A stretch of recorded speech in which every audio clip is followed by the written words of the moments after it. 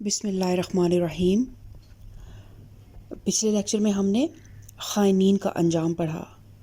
اور خیانت بھی کیسی، حصی خیانت بھی اور معنوی خیانت بھی، یعنی کہ ایک وہ خیانت جو ہم چیزوں کے معاملے میں لوگوں کے ساتھ کرتے ہیں، مال، دولت، اشیاء، مادی چیزیں، اور ایک وہ خیانت جو ہم حقوق اور فرائض کی ادائیگی میں اللہ کے ساتھ بھی کرتے ہیں اور اللہ کے بندوں کے ساتھ بھی کرتے ہیں، رویوں میں خیانتیں۔ تو ان تمام خیانت کرنے والوں کا انجام ہم نے پڑھا۔ اس کے علاوہ ہم نے سرگوشیوں کو مذمت کے بارے میں پڑھا کہ اللہ تعالیٰ نے فرمایا کہ لوگوں کی خفیہ سرگوشیوں میں اکثر و بیشتر کوئی بھلائی نہیں ہوتی، اور سرگوشی کرنے کی اجازت اسی صورت میں ہے جب کہ وہ کسی بھلائی کے اوپر اس کا دار و مدار ہو اور کسی کی کوئی بھی اس کے اندر نقصان پہنچانے کی نیت نہ ہو اور نہ کسی کی دل آزاری کرنے کی۔ تو آج ہم سورۃ النساء آیت نمبر 116 سے اپنے لیکچر کا آغاز کرتے ہیں۔ ربی اشرح لی صدری ویسر لی امری واحلل عقدۃ من لسانی یفقہوا قولی ربی زدنی علما۔ اعوذ باللہ من الشیطان الرجیم، بسم اللہ الرحمن الرحیم۔ ان اللہ لا یغفر ان یشرک بہ ویغفر ما دون ذلک لمن یشاء ومن یشرک باللہ فقد ضل ضلالا بعیدا۔ اللہ کے ہاں بس شرک ہی کی بخشش نہیں ہے، اس کے سوا اور سب کچھ معاف ہو سکتا ہے جسے وہ معاف کرنا چاہے۔ جس نے اللہ کے ساتھ کسی کو شریک ٹھہرایا وہ تو گمراہی میں بہت دور نکل گیا۔ وہ اللہ کو چھوڑ کر دیویوں کو معبود بناتے ہیں اور اس باغی شیطان کو معبود بناتے ہیں جس کو اللہ نے لعنت زدہ کیا ہے۔ تو اب پچھلے رکوع میں کیونکہ اس یہودی کے اس منافق کی بات ہو رہی تھی جس نے زرہ چوری کی اور یہودی پہ الزام لگایا، اور پھر وہ اپنی جاہلیت کے طیش میں آ کے جس طرح نبی کریم صلی اللہ علیہ وآلہ وسلم کے مخالفت میں وہ کھڑا ہو گیا اور وہ اپنے جو ہے نا حدود سے نکل گیا، تو اسی کو اللہ تعالیٰ اسی سلسلہ کرام کو جاری رکھتے ہوئے اللہ تعالیٰ فرما رہا ہے کہ اپنی جاہلیت کے طیش میں آ کر یہ شخص جس راستے کی طرف گیا ہے وہ کون سی راہ ہے، اور صالحین کے گروہ سے الگ ہو کر جن لوگوں کا اس نے راستہ اختیار کیا ہے وہ کیسے لوگ ہیں۔ تو وہ کون لوگ ہیں جو ایک تو دیویوں کو معبود بناتے ہیں، یہ تو ایک حصی شرک ہو گیا نا جو ہمیں سامنے نظر آ رہا ہے، اور پھر اللہ تعالیٰ کہتا ہے وہ اس باغی شیطان کو اپنا معبود بناتے ہیں۔ تو اب ہمارے ذہن میں سوال آتا ہے کہ شیطان کو تو اس معنی میں کوئی بھی معبود نہیں بناتا، اس سے تو ہر وقت انسان پناہ مانگ رہا ہوتا ہے، اور کوئی بھی انسان اس کے آگے مراسم پرستش جو ہے وہ ادا نہیں کرتا اور اس کو الوہیت کا درجہ نہیں دیتا۔ لیکن اس سے معبود بنانے کی صورت یہ ہے کہ آدمی اپنے نفس کی باغیں جو ہے نا وہ شیطان کے ہاتھ میں دے دیتا ہے، اور جدھر جدھر پھر شیطان اسے چلاتا ہے ادھر یہ چلتا جاتا ہے، گویا یہ اس کا بندہ ہے اور وہ اس کا خدا۔ تو اس سے معلوم ہوا کہ کسی کے احکام کی بے چون و چرا اطاعت اور اندھی پیروی کرنے کا نام بھی عبادت ہے، اور جو شخص اس طرح کی اطاعت کرتا ہے وہ دراصل اسی کو اپنا خدا مان رہا ہوتا ہے جس کی وہ اطاعت کر رہا ہوتا ہے۔ تو اللہ تعالیٰ کہتا ہے کہ اس شیطان کو اپنا معبود بناتے ہیں جس کو اللہ نے لعنت زدہ کیا ہے، اور وہ اس شیطان کی اطاعت کر رہے ہیں جس نے اللہ سے کہا تھا کہ میں تیرے بندوں سے ایک مقرر حصہ لے کر رہوں گا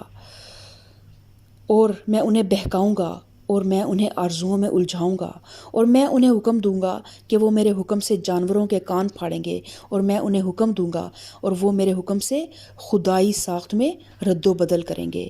تو کس طرح شیطان اللہ کے بندوں سے حصہ کس طرح وصول کرتا ہے؟ ان کی اللہ تعالیٰ کے بندوں کی اوقات سے، ان کی محنتوں سے، ان کی کوششوں سے۔ دیکھیں ہمارا وقت اللہ تعالیٰ نے ہر انسان کو 24 گھنٹے دیے ہیں، اور زندگی کا ایک دور ہے جو ہر انسان کو 60-70 سال کا ملتا ہے، لیکن ہم اپنا کتنا وقت ضائع کر دیتے ہیں۔ ہر دور کی مصروفیات مختلف رہیں۔ آج سے 25-30 سال پہلے جب ہم جاتے ہیں تو اس وقت یہ موبائل کا فتنہ نہیں تھا، تو کیا تھا؟ محفلیں اور چوپال لگ جاتے تھے اور میلے اور ٹھیلے، اور سارا وقت ان چیزوں میں انسان کا صرف ہو جاتا تھا، اور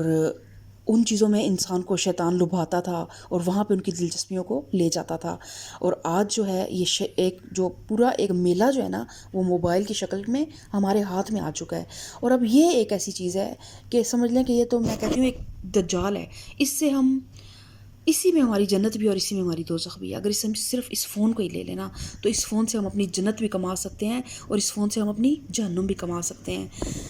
اور ہمارا کتنا وقت جو ہے یہ فون لے جاتا ہے۔ تو اگر ہم عقل مند ہوں تو ہم اپنے مثبت طور پہ اس فون کو استعمال کریں، قرآن کی تعلیم حاصل کرنے کے لیے، علم حاصل کرنے کے لیے، کوئی سکل سیکھنے کے لیے اس موبائل کو یوز کریں، بجائے اس کے کہ ہم اپنے وقت کو ضائع کرنے کے لیے اپنے فون کو یوز کریں۔ تو شیطان کس طرح ان کے بندوں سے، اللہ کے بندوں سے ایک مقرر حصہ کس طرح لے گا کہ ان کے اوقات میں سے، ان کی محنتوں اور کوششوں میں سے، ان کی قوتوں اور قابلیتوں میں سے، ان کے مال اور ان کے اولاد میں سے اللہ تعالیٰ کہتا ہے کہ میں اپنا حصہ لگاؤں گا اور ان کو فریب دے کر ایسا پرچاؤں گا کہ وہ ان ساری چیزوں میں سے ایک حصہ میری راہ میں صرف کریں گے۔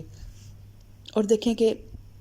مکی دور میں جب ہم دیکھتے ہیں کہ کس طرح کے وہ چڑھاوے چڑھاتے تھے بتوں کے نام پر، اور آج پھر وہی ایک چیز جو ہے قبر پرستی کی شکل میں آپ دیکھیں کہ کس طرح کے جو ہیں وہ ان مرحومین کی مزاروں پر جو ہے وہ چڑھاوے بھی چڑھائے جا رہے ہوتے ہیں، اور ایک دین کے نام پر ایک بہت بڑا حصہ جو ہے جو اللہ کے دین کی سربلندی کے لیے خرچ کرنا چاہیے وہ ادھر خرچ ہو جاتا ہے، اور اللہ تعالیٰ اسے قبول کرے گا یا نہیں کرے گا یہ تو اللہ تعالیٰ ہی بہتر جانتا ہے۔ تو اس لیے جو بھی عبادت کریں، جو بھی نیکی کا کام کریں، جو بھی فلاحی کام کریں، جو بھی چیریٹی کریں، وہ دیکھیں کہ اور جو بھی صدقہ و خیرات کریں وہ سنت کے مطابق کریں، ان جگہوں پہ صرف کریں جن کا نبی کریم صلی اللہ علیہ وآلہ وسلم نے خرچ کرنے کا جن پر حکم دیا ہے۔ اور پھر وہ اللہ کیا کہتا ہے کہ میں انہیں آرزوؤں میں الجھاؤں گا اور انہیں حکم دوں گا اور وہ میرے حکم سے جانوروں کے کان پھاڑیں گے۔ تو اہل عرب کی توہمات میں یہ ایک ان کی توہم پرستی یہ بھی تھی کہ ان کے ہاں قاعدہ تھا کہ جب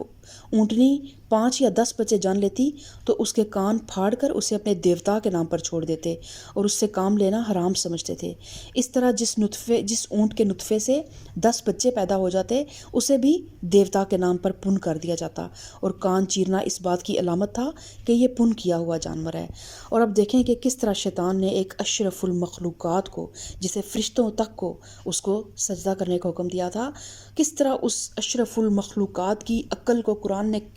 شیطان نے کس طرح سلب کیا کہ وہ ایک جانور کو اپنا دیوتا مان لیتا ہے۔ ایک جانور جو اس کی خدمت کے لیے پیدا کیا گیا ہے اس کو وہ اپنا دیوتا مانتا ہے، اور اس کے کانوں کو چیر لیتا ہے اور اس کے آگے چڑھاوے چڑھاتا ہے، اور اپنی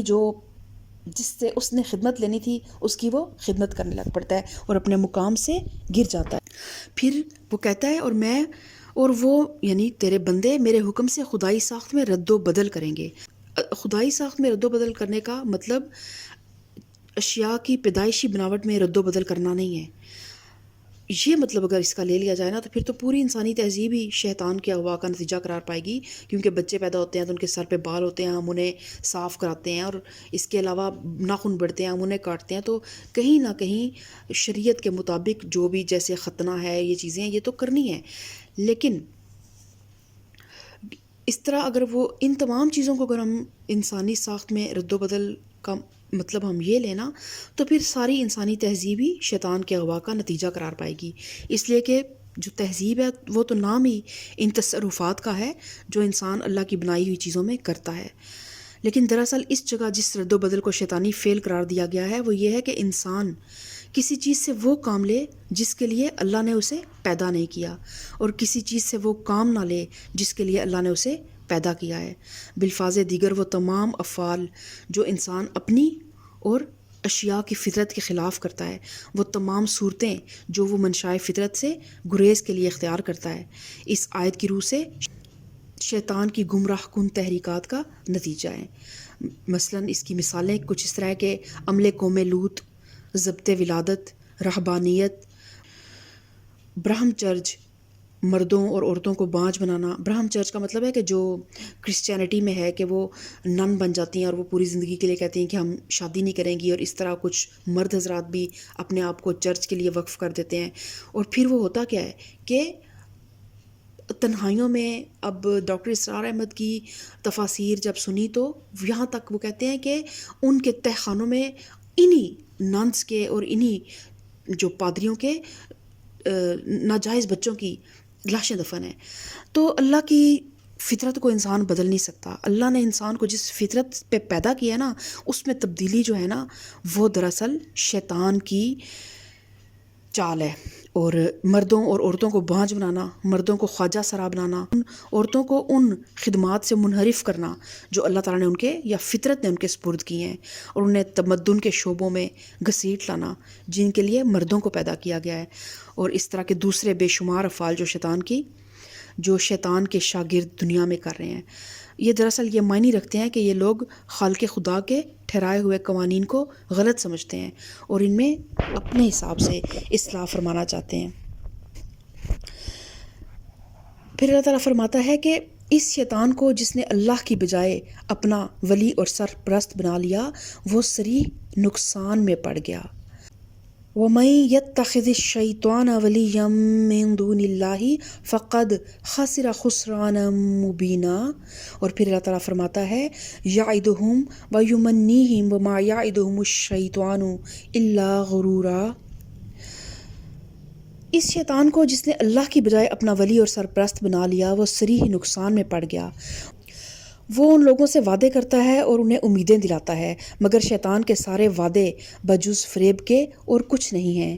ان لوگوں کا ٹھکانہ جہنم ہے جس سے خلاصی کی کوئی صورت یہ نہ پائیں گے. رہے وہ لوگ جو ایمان لے آئیں اور نیک عمل کریں تو انہیں ہم ایسے باغوں میں داخل کریں گے جن کے نیچے نہریں بہتی ہوں گی، اور وہ وہاں ہمیشہ رہیں گے. یہ اللہ کا سچا وعدہ ہے، اور اللہ سے بڑھ کر کون اپنی بات میں سچا ہوگا. تو اللہ تعالیٰ فرماتا ہے یعدہم ویمنیہم، کہ وہ ان لوگوں سے وعدے کرتا ہے اور انہیں امیدیں دلاتا ہے. تو جو شیطان ہے نا، اس کا سارا کاروباری وعدوں اور امیدوں کے بل پر چلتا ہے. کسی کو دینے کا تو وہ اختیار ہی نہ رکھتا. دینے والی ذات تو رب العالمین ہی ہے. شیطان کا جو سارا سسٹم ہے نا، وہ وعدے اور امیدیں، انہی کے بل پر وہ اپنا انسان کو برگلاتا ہے، اور انسان کو انفرادی طور پر اور اجتماعی طور پر جب کسی غلط راستے کی طرف لے جانا چاہتا ہے تو اس کے آگے ایک سبز باغ پیش کر دیتا ہے. کسی کو انفرادی لطف و لذت اور کامیابی کی امید، کسی کو قومی سربلندیوں کی توقع، کسی کو نوع انسانی کی فلاح و بہبود کا یقین، کسی کو یہ اطمینان کہ وہ صداقت تک پہنچ جائے گا، کسی کو یہ بھروسہ کہ نہ خدا ہے نہ آخرت، بس مر کر مٹی ہو جانا ہے، تو بس جو دل کرتا ہے کر لو. کسی کو یہ تسلی کہ آخرت ہے بھی تو وہاں کی گرفت سے فلاں فلاں کے طفیل صدقے میں، اس کے بد صدقے میں بچ نکلو گے. غرض جو جس وعدے میں جس توقع سے فریب کھا سکتا ہے اس کے سامنے وہی پیش کرتا ہے اور اس کو پھانس لیتا ہے. لیکن اللہ تعالیٰ کیا فرماتا ہے کہ رہے وہ لوگ جو ایمان لائیں اور نیک عمل کریں تو انہیں ہم ایسے باغوں میں داخل کریں گے جن کے نیچے نہریں بہتی ہوں گی، اور وہ وہاں ہمیشہ رہیں گے. یہ اللہ کا سچا وعدہ ہے، اور اللہ سے بڑھ کر کون اپنی بات میں سچا ہوگا. تو ان لوگوں میں ہم کیسے شامل ہو سکتے ہیں؟ ان لوگوں میں ہم اس طرح ہی شامل ہو سکتے ہیں کہ ہم اللہ کی رسی کو مضبوطی سے تھام لیں. وَاعْتَصِمُوا بِحَبْلِ اللَّهِ جَمِيعًا. اور اللہ کی رسی کیا ہے؟ قرآن اور سنت. جو بھی عبادت، جو بھی راستہ قرآن ہمیں دکھاتا ہے نا، اس راستے کے اوپر چلیں. اور جو نبی کریم صلی اللہ علیہ وآلہ وسلم کی سنت سے عبادات شامل ہیں، جو صدقات شامل ہیں، جو خیرات شامل ہے، وہ تمام معاملات ہم اپنی زندگی میں لے کے آئیں اور ایک بکش مسلم بنے. ایک کتاب کو پڑھ کر کتاب کے ساتھ جڑیں. ایسے ہی جو ہے کسی کی دیکھا دیکھی اندھی تقلید میں اپنی آخرت کو برباد نہ کریں. تو اللہ تعالیٰ فرماتا ہے لیس بِأَمَانِیِّکُمْ وَلَا أَمَانِیِّ أَہْلِ الْکِتَابِ. انجام کار نہ تمہاری آرزوؤں پر موقوف ہے، نہ اہل کتاب کی آرزوؤں پر. جو بھی برائی کرے گا اس کا پھل پا لے گا، اور اللہ کے مقابلے میں اپنے لیے کوئی حامی اور مددگار نہ پا سکے گا. اور جو نیک عمل کرے گا، خواہ مرد ہو یا عورت، بشرطے کہ ہو وہ مومن، تو ایسے ہی لوگ جنت میں داخل ہوں گے اور ان کی ذرہ برابر حق تلفی نہ ہونے پائے گی. اس شخص سے بہتر اور کس کا طریقے زندگی ہو سکتا ہے جس نے اللہ کے آگے سر تسلیم خم کر دیا اور اپنا رویہ نیک رکھا اور یکسو ہو کر ابراہیم کے طریقے کی پیروی کی. اس ابراہیم کے طریقے کی جسے اللہ نے اپنا دوست بنا لیا تھا. آسمانوں اور زمینوں میں جو کچھ ہے اللہ کا ہے. یعنی اللہ کے آگے سر تسلیم خم کر دینا اور خود سری اور خود مختاری سے باز آ جانا اس لیے بہترین طریقہ ہے کہ یہ عین حقیقت کے مطابق ہے۔ جب اللہ زمین اور آسمان کا اور ان کی ساری چیزوں کا مالک ہے جو زمین اور آسمان میں ہیں، تو انسان کے لیے پھر صحیح رویہ یہی ہے کہ اس کی بندگی اور اطاعت پر راضی ہو جائے اور سرکشی چھوڑ دے۔ اور پھر دیکھیں اللہ تعالیٰ نے فرمایا کہ یکسو ہو کر ابراہیم کے طریقے کی پیروی کرو، اس ابراہیم کے طریقے کی جسے اللہ نے اپنا دوست بنا لیا تھا۔ تو اینڈ جو ہے نا وہ یہی ہوتا ہے ہر انسان کے لیے، جو بھی اللہ کے راستے پر اللہ کے بتائے ہوئے اصولوں کے مطابق، اس کے انبیاء کرام کے بتائے ہوئے راستوں کے مطابق جب وہ شریعت کے مطابق اپنے رب تک پہنچنے کی کوشش کرتا ہے نا، تو کسی نہ کسی درجے میں اللہ اسے اپنا دوست بنا لیتا ہے۔ دیکھیں جو انبیاء علیہم السلام ہیں، حضرت ابراہیم علیہ السلام، نبی کریم صلی اللہ علیہ وآلہ وسلم، حضرت ابراہیم علیہ السلام جو تھے وہ صدیق تھے، وہ خلیل تھے، وہ دوست تھے، اور نبی کریم صلی اللہ علیہ وآلہ وسلم محبوب تھے۔ لیکن جو عام ہم جیسا گناہ گار بندہ بھی اللہ کے ساتھ جب اپنے لیے اپنی کوئی عقیدت یا محبت کا اظہار کرتا ہے یا اس کی طرف بڑھنے کی کوشش کرتا ہے، تو اللہ تعالیٰ جو ہے نا وہ بہت محبت کرنے والا اور بہت بہت بلند ہستی ہے۔ وہ اپنے بندے کو مایوس نہیں چھوڑتا بھٹکنے کے لیے کہ تو میرے قابل ہی نہیں ہے۔ اللہ یہ نہیں کرتا، اللہ کسی نہ کسی درجے میں اس کے دل پہ ایک مرہم رکھ دیتا ہے کہ میں تیرا دوست ہوں، اور آپ جب یہ راستہ اختیار کریں گے اور جب آپ اللہ کی طرف بڑھنے کی لگیں گے نا، تو پھر آپ کو اللہ تعالیٰ اپنا آپ دکھاتا ہے۔ ایسے اندھیروں میں آپ نکل رہے ہوتے ہیں، کوئی آگے راستہ نہیں ہوتا، اچانک آپ کو ایک ایسا کوئی کال آ جاتی ہے کسی انسان کی اچانک، اور آپ کو وہ ایک ایسی منزل کی طرف لے جاتا ہے جو آپ نے کبھی سوچی بھی نہیں ہوتی، یا آپ بڑی پریشانی میں نکلتے ہیں کہ میں گھبرا کے حالات سے آپ نکلتے ہیں، ہر طرف سے آپ کو نظر آ رہا ہے کہ کہیں پہ بھی سکون نہیں ہے، یا کہیں کوئی مجھے انڈرسٹینڈ نہیں کر رہا، یا میں اس راستے پہ چلتا رہا ہوں لیکن مجھے شاید کوئی منزل نہیں مل رہی، اور آپ بالکل ایسے جگہ پہ پہنچتے ہیں کہ پتہ نہیں ہوتا کہ شاید اس کے بعد میں آگے نہ چل پاؤں ایک قدم بھی نہ۔ تو آپ یقین ملے کہ اللہ تعالیٰ ایسے محسوس ہوتا ہے جیسے آگے آپ کے لیے بائیں پھیلا کے کھڑا ہے اور آپ کو اپنے دامن میں سمیٹ لیتا ہے۔ تو ایک بار خالص ہو کے رب کے راستے پہ چلیں تو اللہ تعالیٰ آپ کو انشاءاللہ کہیں نہ کہیں آپ کے لیے اپنی دوستی کے دروازے بھی کھولے گا، اپنی محبت کے دروازے بھی کھولے گا، اپنی رحمت کے دروازے بھی کھولے گا، اپنی ہدایت کے دروازے بھی کھولے گا۔ اور اللہ تعالیٰ فرماتا ہے کہ وَقَانَ اللَّهُ بِكُلِّ شَيْءٍ مُحِيطًا، کہ آسمانوں اور زمینوں میں جو کچھ ہے اللہ کا ہے، اور اللہ ہر چیز پر محیط ہے۔ اللہ تعالیٰ فرماتا ہے وَلِلَّهِ مَا فِي السَّمَاوَاتِ وَمَا فِي الْأَرْضِ وَقَانَ اللَّهُ بِكُلِّ شَيْءٍ مُحِيطًا، کہ اگر انسان اللہ کے آگے، اب محیطہ کا مطلب کیا ہے؟ وَقَانَ اللَّهُ بِكُلِّ شَيْءٍ مُحِيطًا کا مطلب یہ ہے کہ اگر انسان اللہ کے آگے سر تسلیم خم نہ بھی کرے نا، اور سرکشی سے باز نہ بھی آئے، تو بھی اللہ ہر طرف سے اس کا احاطہ کیے ہوئے ہے۔ وہ اللہ کی گرفت سے بچ کر کہیں نہیں بھاگ سکتا، اللہ کی قدرت نے اس کو ہر طرف سے گھیرے میں لیا ہوا ہے۔ تو اس لیے یہ جو وقتی طور پہ تھوڑی سی آپ کو اللہ تعالیٰ نے ایک ڈھیل دی ہوئی ہے، ہر انسان کو اللہ تعالیٰ نے ایک پلے گراؤنڈ دیا ہوا ہے کہ this is your area, you can play with in it. تو اس پلے گراؤنڈ میں اس اللہ کی ہدایت، اس کی دی ہوئی